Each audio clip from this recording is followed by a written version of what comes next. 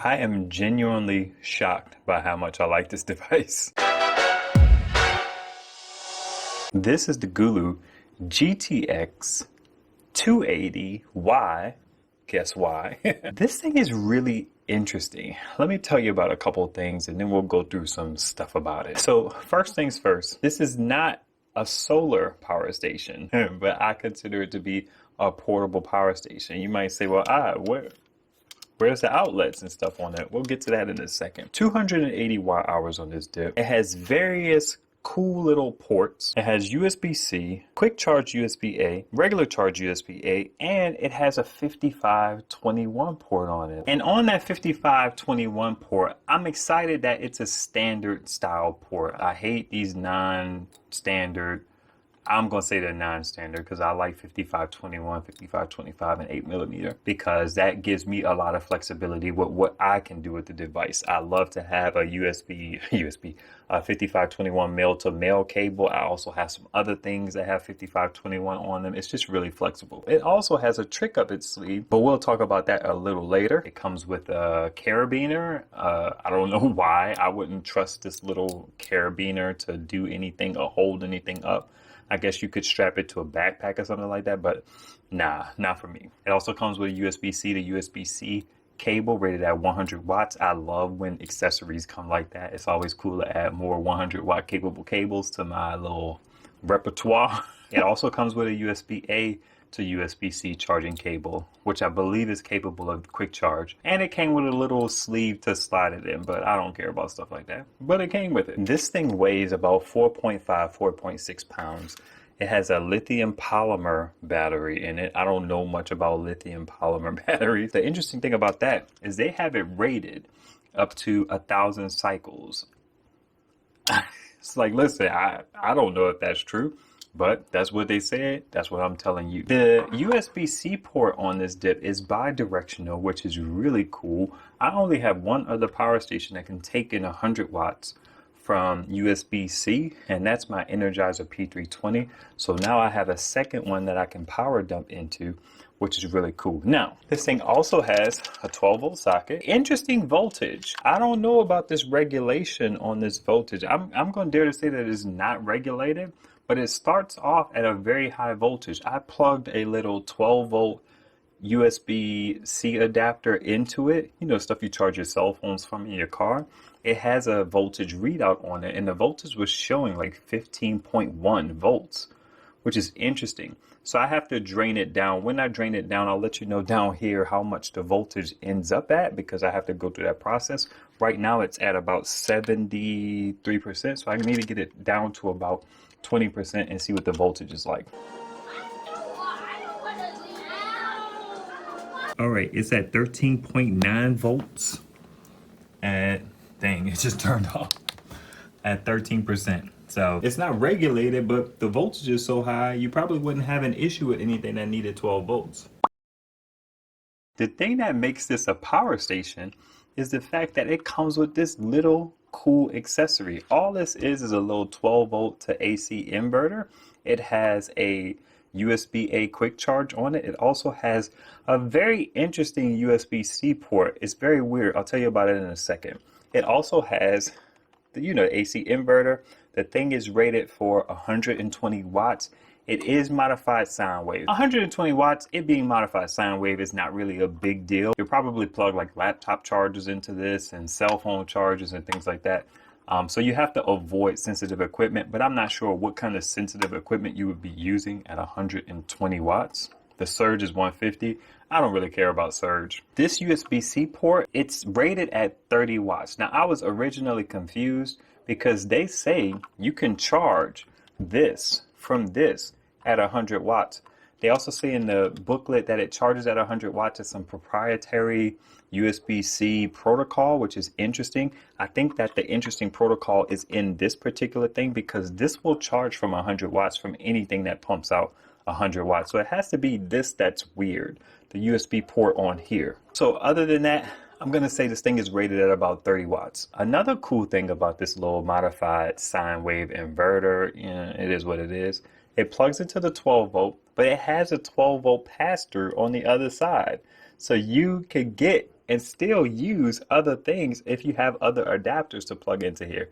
Like let's say you have another little cell phone charger, you can plug that in and charge other stuff. So not only does it have the 2 ports on here, you can still continuously get 12-volt power through this dip to other devices.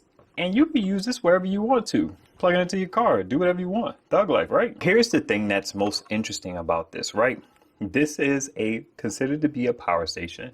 It has this attachment that turns it into a full-fledged power station.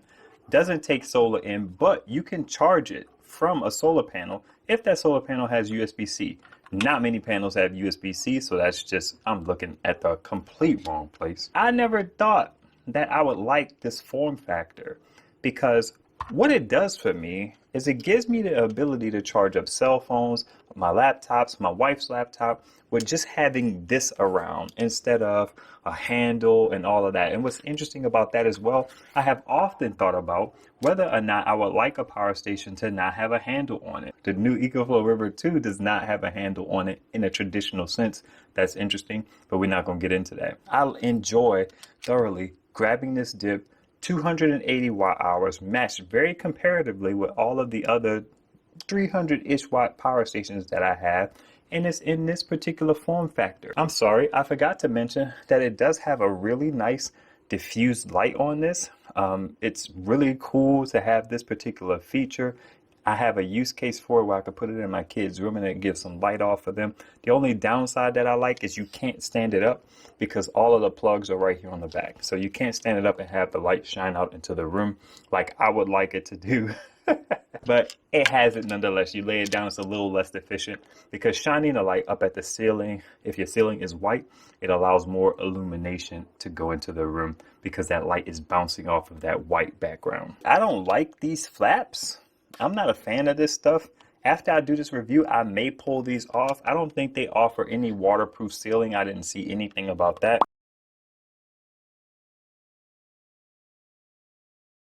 I don't think this thing is IPX rated in any capacity, but I'm not a fan of the covers. I want to pull this stuff off. The main reason, if I could show you, is the fact that this is right here, and then this comes down right on top of that. So it really interferes, and I want to be able to just plug stuff in. I don't want to have to worry about this flap and all that jazz. So I'm good on the flap. Another interesting thing about the device is once it gets down under 20%, the screen starts to blink the particular numbers on it. So you can see at 73. Wait, let me just say, I love this screen.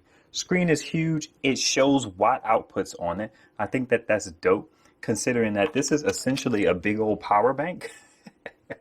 So it has a lot more capacity than your typical power bank, which is typically about 73, 72 watt hours. It cannot show 2 things at once, and I think that the larger watts went out.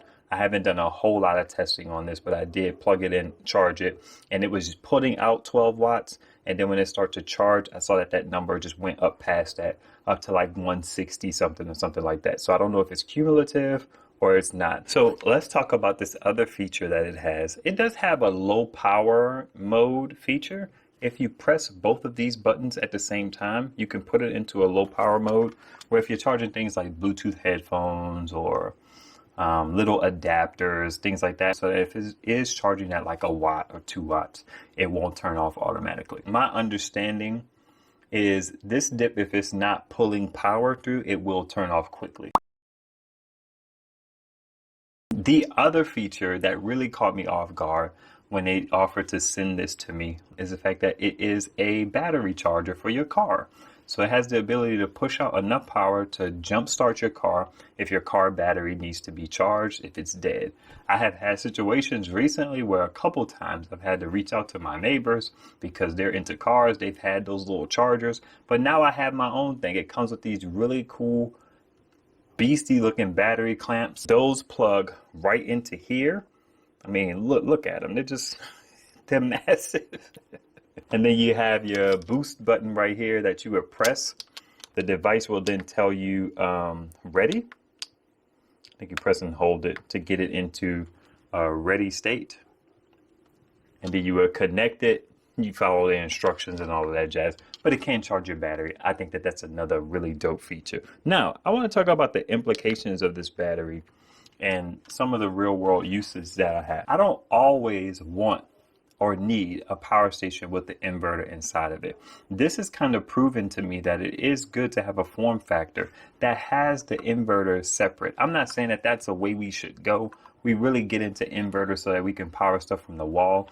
But thinking back to the idea that typically in smaller power stations, the DC output is more efficient than AC, then I like the fact that this is separate from the power station. And then I get this really nice, sleek form factor that gives me about 300 watt hours of power. I mean, this thing is, it's pretty nice. As it relates to charging a dead car battery, it is worth it to know that you can't charge another device while you're doing that, but why would you want to? I mean, if you're under your hood getting ready to get busy with the action, you don't want wires and stuff hanging off, but I just thought you should know. Now, it's not all sunshine and rainbows. There are some things that I don't like about this device, or some things that could be improved upon. I don't like the fact that it really can't be charged from solar for real. I mean, you have to charge it from USB-C. How many people have a USB-C panel laying around? In reality, most USB-C panels are panels with USB-C connections on them, are typically rated at about 60 watts. So, you know, I also don't like that when the battery is getting low, it starts to blink on and off the screen. The screen actually never turns off. That's a good point to make. But the screen, when the power gets low, it just blinks and blinks and blinks once you get under 20%.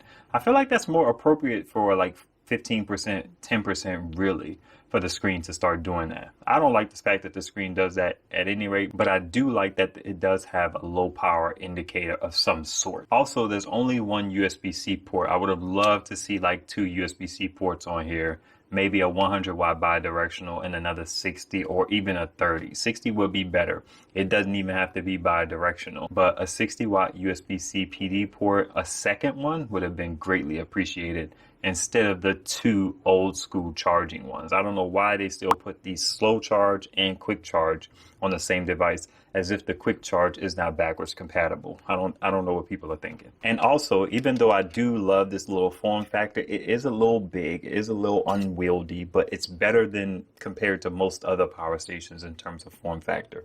It has this nice little handle strap on it. I kind of wonder if there's room for slightly smaller ones, maybe like a 100 amp, maybe like a 100 watt hour or a 200 watt hour. Maybe 256 would be a little more compact than this. This is pretty big. When you grab it, it has some heft to it. About the size of a nice little brick, maybe a little bit bigger. So putting it next to a laptop or something on a table, it's better, because a typical power station, you would just grab and put it on the floor. You wouldn't put it on your tabletop with you.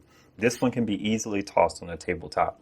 So a smaller one would be cool. A little bit less watt hour capacity. I dig that. My advice would be to keep an eye on this thing if you're interested in it as it relates to the price. Just keep monitoring it. Also go to camel.com to look at the price history. I have seen some interesting pricing options with the red one versus the yellow one. Sometimes the red one's cheaper, sometimes the yellow one's cheaper. Now, when you take into account that this thing typically sits at about 200 bucks, 190, 180. If you compare that to some other more capable power stations, maybe this isn't the device for you. But I think that the thing that differentiates this from the other power stations is the fact that you can charge your car battery from it.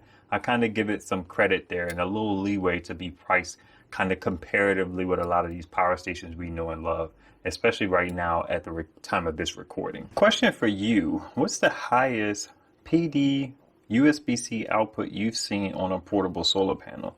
The highest for me that I've seen is 60. Have you seen anything higher than that? Also, there's this box that can take an 8mm connection from a solar panel and turn it directly into USB power. It's pretty cool. If you have a panel that doesn't have those ports anyway. All right, so holla.